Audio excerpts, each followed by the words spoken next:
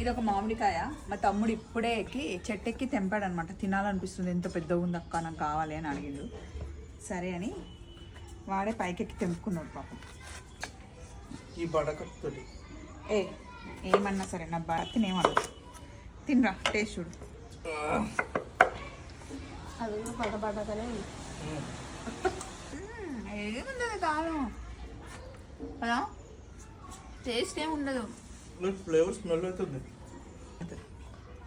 నువ్వు ఏ ఎక్స్ప్రెషన్ లేకుండా మామిడికాయ తిన్నది ఫస్ట్ టైం నా లైఫ్ లో.